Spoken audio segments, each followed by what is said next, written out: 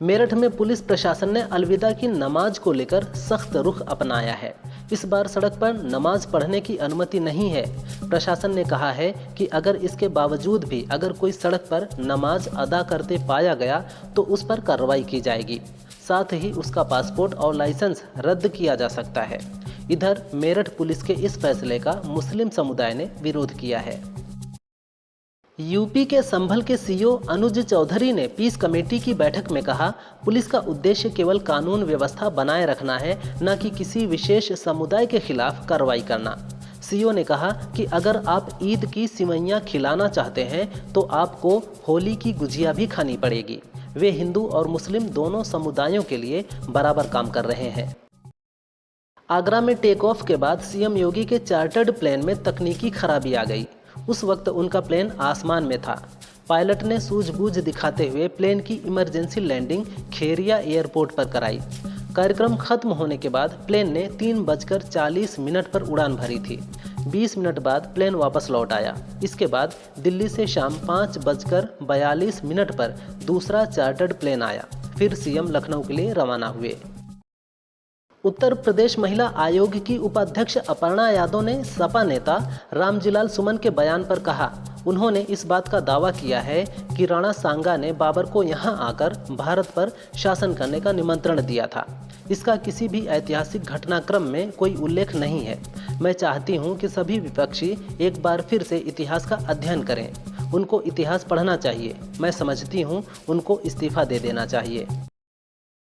उत्तर प्रदेश के मुख्यमंत्री योगी आदित्यनाथ पर बन रही film Ajay the untold story of a yogi का पहला लुक सामने आ गया है। फिल्म में अनंत जोशी योगी आदित्यनाथ की भूमिका में नजर आएंगे। इस फिल्म को सिनेमैटिक्स के बैनर तले रितु मेंगी ने प्रोड्यूस और रविंद्र गौतम ने डायरेक्ट किया है। इस फिल्म में आदित्यनाथ के आध्यात्मिक और राजनीतिक जीवन पर रोशनी डाली जाएगी। फिल्म इसी साल रिलीज होगी।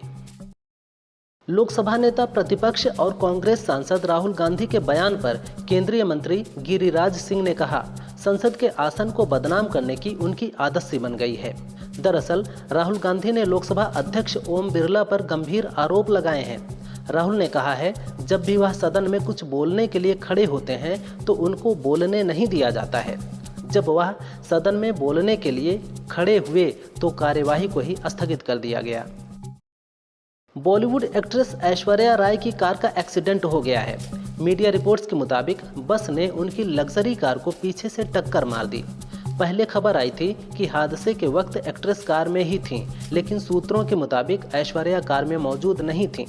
टक्कर से कार मामूली रूप से डैमेज हुई है। हादसे को लेकर एक्ट्रेस की ओर से कोई बयान सामने नहीं आया है। इधर पुलिस बस ड्राइवर से पूछताछ कर रही है।